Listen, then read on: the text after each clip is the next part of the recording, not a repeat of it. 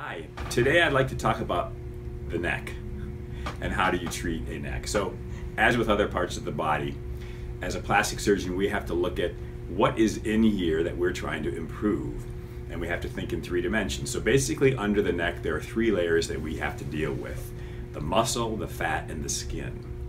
When someone is younger and maybe a little heavier, they might just want to have the fat removed here. A newer treatment for that would be Kybella, and that's an injectable liquid that basically dissolves the fat. Usually a person will need 2 treatments to obtain optimal results, and sometimes more. Another option for fat removal would be just liposuction. The difference between the two is that the Kybella is a non-invasive, non-surgical treatment, and but takes multiple treatments. The liposuction is a single treatment.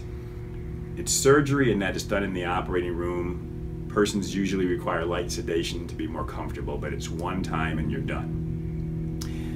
As a person ages, the other tissues beneath the neck begin to sag, and you may then be dealing with not only the fat but also the muscle and the skin. And the skin is the least important of all of these. So the next step would be making some form of an incision and dealing with the muscle under the neck. And we sew the muscle together in a way to restructure it to a more youthful look. And then the skin, if you're younger, can redrape, and occasionally we'll need to remove a layer of the fat, essentially to make your neck look thinner.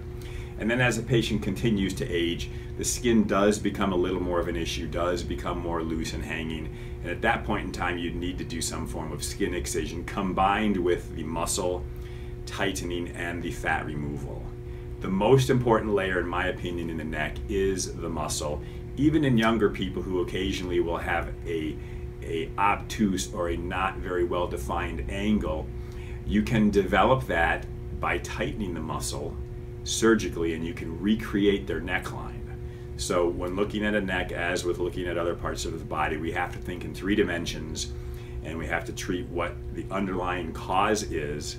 And as a person ages or gains and loses weight, those things may change.